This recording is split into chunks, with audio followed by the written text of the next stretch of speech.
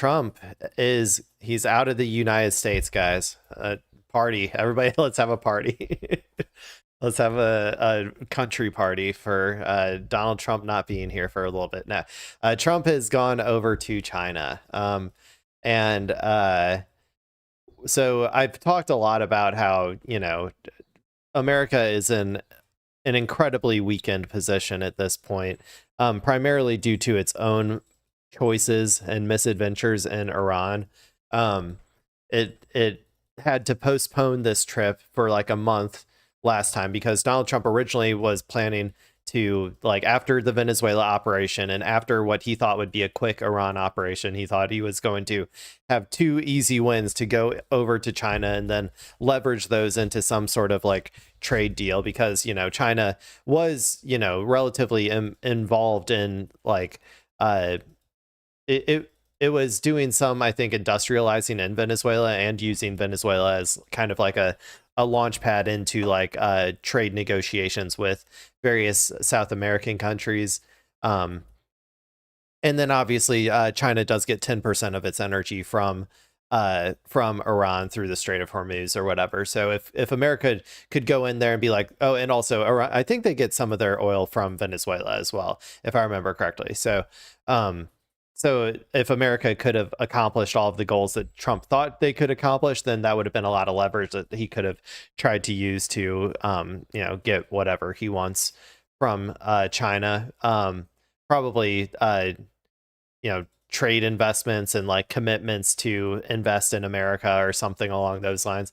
But since he failed so miserably with Iran and he is still, stuck in the Iran quagmire and unable to get out, he's going into this in a very, very bad bargaining position. So let's go ahead and watch this video from ABC News. Hopefully they'll kind of take us through what all's gone on so far. We can see China do all of their typical theatrics whenever a foreign dignitary comes over, or at least a foreign dignitary of the caliber of like an American president comes over with the big red carpet and all of their, adoring fans or whatever to come out and do little dance moves for Donald Trump. I don't know if that's what they're going to do, but that's what they usually do whenever they do this. So let's go ahead and watch this video. Oh, and Selena, it looks like President Diane, Trump is walking down the stairs right now, coming out of Air Force One. Again, the president just landed in Beijing for a high-stakes summit with President Xi there in China. Selena, walk us That gate is not looking good. That's very old man-esque. through this moment. Yeah, Diana, this is a historic moment. The president coming off of this plane, making his way to China, the first U.S. See, I told you, little dance moves. They're like little flag movements and stuff, all coordinated. Highly, it's just highly theatrical. China is a very, they do a lot of theatrical things to like show their coordination and power or whatever. Personally, I don't really give that much of a shit about all of that. I think that some people find it very like, it's fun to look at, I guess, when they do their like highly coordinated like military drills and stuff, or like highly coordinated like these types of things. But I usually see that as more of I don't really see that much. Like I feel like it's like an over projection in some regards of like you wouldn't necessarily need to be doing all of these things if you were like more powerful, I would say probably. But yeah, I don't know. It is kind of fun to watch those sometimes. President to Trump loves this shit, by the way, though. He loves it. Step foot in China in nearly a decade. Again, President Trump himself was the first to do so nearly a decade ago. I'm not getting the feed on my screen here just yet, but I assume we are having some technical issues here, so I can't see exactly what's happening. But again, this is a moment where President Trump is expecting to walk into a red carpet moment. Again, these two leaders, President Trump has talked very warmly of Xi Jinping, despite some of the Why'd he bring his son with him? Jesus Christ, dude. Sanctions and Can you imagine if Xi Jinping came over to America and brought his fucking son with him, or like brought like his like son-in-law or something? Like, we would be, I think that the American media would like make fun of them to no end if they did that. And here we are doing all that shit. The tough rhetoric and action we have seen from his administration leading up to this, And, President Trump said Elon he Musk. expects. God damn it, dude. I swear. This was specifically designed to make me as angry as possible. Number one, it's pathetic. I think I mentioned this the other day, but it is absolutely pathetic that we send our billionaires over to these negotiations between parties, like between two different countries. Like, we should be sending experts, we should be sending, cabinet members, we should be sending like people of importance. We shouldn't be sending our dumbass billionaires who somehow attained the amount of power that they have while being stupid as fuck. Like, I don't know, it always reminds me of how America is just not a serious country. It's like I think like Hassan or somebody said, like, America is just 5 companies in a trench coat, and that's basic. Like, this is a perfect example of that. This warm bear hug from President Xi Jinping when they meet later this year. He's talked about Xi Jinping as a friend. These are not words you normally hear from a sitting U.S. president about a major U.S. adversary and competitor. The president has made his way down the stairs. He's now on that red carpet being greeted barely by the Chinese officials there. The vice president was set to greet him, the vice president of China, the ambassador, U.S. ambassador to China, ambassador of the People's Republic of China to the U.S., and then the executive vice minister of foreign. Yeah, you'll notice not the head of like Huawei or something, right? Like, they didn't invite the head of Huawei to come out here and greet them, because that would be embarrassing if they did that. Like, they didn't invite Xi Jinping's like disgraced son-in-law out here to meet with the president on this runway. You know why they did that? Because they're a serious country with serious people in charge of it. Foreign affairs. It looks like the first lady behind him. Hard to make out the other people there behind the president, but for sure President Trump there at the foot of the red carpet and now making his way down the red carpet. And Selena, we're seeing a little bit of what you talked about before, the pomp and circumstance. We know the president likes that, and clearly China's trying to deliver here today. Yeah, absolutely. I mean, China wants this meeting to go off without a hitch just as much as the U.S. does. And they're looking at this from a very long view, right? This is a relationship they want to maintain. They want to see stability in decades to come when it comes to the U.S. administration. They know that the U.S. is obviously bound by electoral cycles in a way that China is not.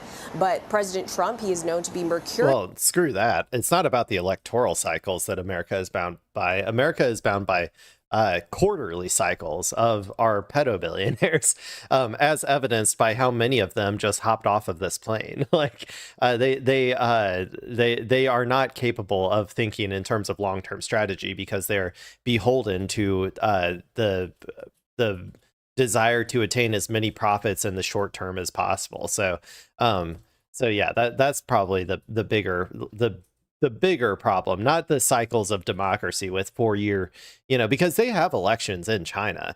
The overarching like party structure, I think, is largely like, that they don't have elections for that, like the heads of the CCP, but they have elections for like local representatives and like a lot of the political class, I'm pretty sure, in China. So I don't think that makes as much of a difference. I think the primary thing is we have 2 different modes of production, and that's why they think from a long-term perspective and we think from a very short-term perspective. And they want to make sure that they stay in the good graces and don't land themselves in another trade war. What's also really interesting here is, again, I can't see the feed here because we have some technical issues, but President Trump, he is flanked by a lot of his top administration officials, but someone who's factoring very heavily in this broader bilateral relationship is the U.S. Trade Representative and the Treasury Secretary, Scott Bessent. He has made many trips to the Asia-Pacific region. He is accompanying the president, obviously, on this trip, and that really just speaks to how important the economic relationship is when it comes to this bilateral meeting. And Selena, it looks like it's Lara and Eric Trump. That's who I was seeing at the base of the red carpet there before. Lara Trump, president's daughter-in-law, Eric Trump, his son, and of course all those CEOs coming along for this trip. We can see Elon Musk there in the crowd. What's different, Selena? I think that's the NVIDIA CEO too over there. The CEOs are just there because they want to like they just want to make money off of the deal, like making deals with China. And while like previous presidents may have, you know, tried to stop that from happening, like the Nvidia CEO, for instance, like I know he wants to sell Nvidia's high tech chips to China, whereas I think the American government largely doesn't want that to happen. Um, and whereas like previous like American governments may have actually stopped our oligarchs um, from doing things that may disadvantage like the American nation state in the long run. I think that Trump and probably most presidents going forward are just not going to give a shit, at least until we like actually become a real country again.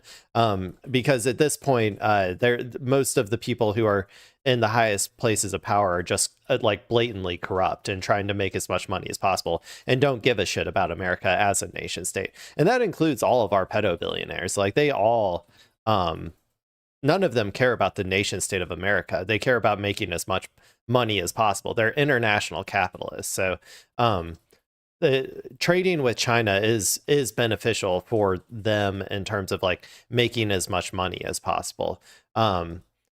And exploiting, you know, the incredibly low wages that you know, that are paid in a lot of places in China. Not like they're, I would say that they're like getting better, but they still are. Their labor in China is still incredibly cheap compared to like labor in America. And that's what they, you know, that's what they care the most about as international capitalists. About this trip compared to when the president visits allies like France or the UK?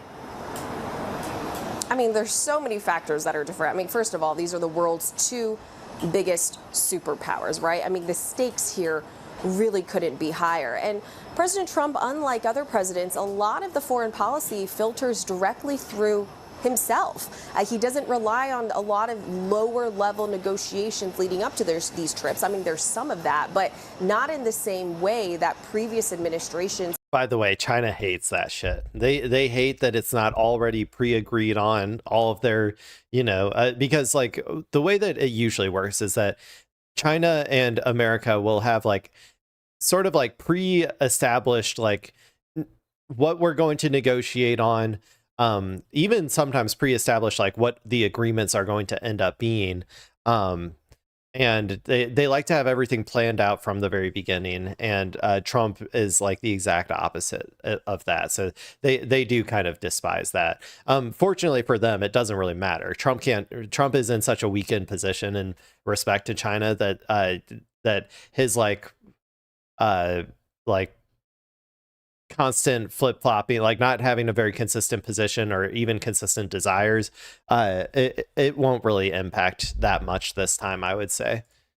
Have done. So a lot of this relationship hinges literally on these two leaders and their personal relationship and how they speak face to face. There's not as much of the back channeling. President Trump, as you know, he just picks up the phone and calls Xi Jinping himself. So a lot is riding on this meeting between these two leaders and how they really kick it off and hit it off. Selena, it's a very different meeting than probably what the president was expecting when it was originally planned. The war with Iran is expected to be front and center. How do you expect him to approach those conversations, and what's China's angle on it? Yeah, absolutely. I mean, President Trump has given mixed signals when it comes to this, but his administration, just Secretary of State Marco Rubio just days ago, very much made it clear that they want Beijing to use that relationship they have with Tehran to convince China to play a bigger mediating role when it comes to this conflict, right? Yeah, that's embarrassing in and of itself that they're even admitting that they're unable to influence Iran through military or economic or like any sort of coercion. They're unable to do anything with Iran. So they're asking China to come in and help because we're incapable of doing something. It is the weakest position that you could possibly be in. Man, also, by the way, it looks like I'm dropping a lot of frames and stuff. My internet is not doing too hot right now. So hopefully it's not too bad out there, but I guess there's really not much I can do about it right now. China is obviously a big partner of Iran's. They are a major purchaser of their oil. Trump wants Xi Jinping to use that pressure over Iran to try and extract some concessions when it comes to bringing an end to this war. But again, what I'm hearing from experts is that Beijing sees this differently. While they would prefer this war never started and that it ends soon, they really see this as America's problem to solve. They do not want to get pulled in too deeply, and they don't want to play a major role in this when they don't see a whole lot of upside. Because while China is a major purchaser of Iranian oil, they've got alternatives. They've built up major reserves of energy. They've also invested heavily in clean energy. They can afford to wait this out. They're not being hammered as much by this closure of the Strait of Hormuz as other Asia-Pacific countries are. You know, where they are really disadvantaged here, though, is that China is an export-dependent economy. So what that means is that if this war continues to drag out and there's a global economic recession, that could have a big impact on China's economy because they depend on other nations to purchase their goods. Selena, what do you think the bar for success is for the president on this trip? What does he need to happen in order to walk away and say, mission accomplished? Look, I think President Trump is going to walk away with that statement regardless of what happens. And I think that is partially why the president is bringing all of these CEOs along. He's really emphasized trade talks. I think the bar has been lowered when it comes to, again, those thornier, more intractable issues. But when it comes to trade and investment, there are expectations that there will be some headline deals made, that there will be commitments from Beijing to make purchases of important sectors. Again, the president is very aware of the impact of tariffs on the agricultural sector, on his farming base. Maybe, but what are you going to give them? Like that, it's like, I don't know you know, like, I don't know what Trump is going to give them in exchange. If it's just going to be tariff reduction, maybe it'll be more significant though. Like it might be, you know, something related to geopolitical tensions with Taiwan. I'm not really sure. But I would say, like, China's not just going to give Trump something for no reason. Like, they're going to want something in return. So I don't know. I'm curious what that's going to end up looking like. I think, like I said, I think we're going to be pretty surprised at the sheer scale of what Trump is going to have to give Beijing, especially if they want Beijing to actually influence this war and influence Iran in a way to like stop this war, because right now Iran just feels incredibly confident that they can outlast anything that America, you know, they can outlast America significantly. So they're not going to want to do, they're not going to want to like give up on any of the stuff that they want either. So it really would take an ally like China, like for like Iran's ally China, I mean, to actually potentially get them to agree to a small amount of like what America wants. But I still think that China understands that America, like, you can't give America too much. You can't try to make Iran capitulate too much, because then it's just going to happen again and again and again. Like, America is not going to stop if America even like slightly thinks that it won. So to some extent, you have to make it absolutely clear that America lost in that war. So if you don't want complete instability, like indefinitely, right? Here, let's finish it off. Major soybean purchases could be on the table. There's also been talk about something called a board of investment, which is a channel for the two sides to manage their trade. We could potentially see an announcement around the creation of that kind of communications channel. But really, I think the name of the game here again is stability. And from the people I'm talking to, close China watchers, if this meeting goes off with a lot of symbolism and pageantry, photo ops with some of these headline deals, that is considered progress. Yeah, well, there you go. Yeah, I think that I don't know. Like I said, I'm just curious to see what comes out of it. I just want to know. Like, I think that we're going to be pretty surprised at how much Trump offers to China in exchange for the things, like whatever China ends up giving them, whether it's investment, whether it's a ceremonial soybean purchase, like, or whether it's actually influencing Iran to accept something that's not necessarily in their best interest. Whatever it is that China offers them, I think that it's going to come at a huge cost to America, like a cost that shows exactly what the true power dynamics are here. Because, like, let's be completely honest, like, America is washed. America is a washed country. We're entering our century of humiliation. China is entering its century of prosperity. Where, like, I think that they understand that, we understand it, or at least some of us understand it. The world understands it. And yeah, so they're probably going to play their hand with that in mind, if I had to guess. So anyway, let's go ahead and move on.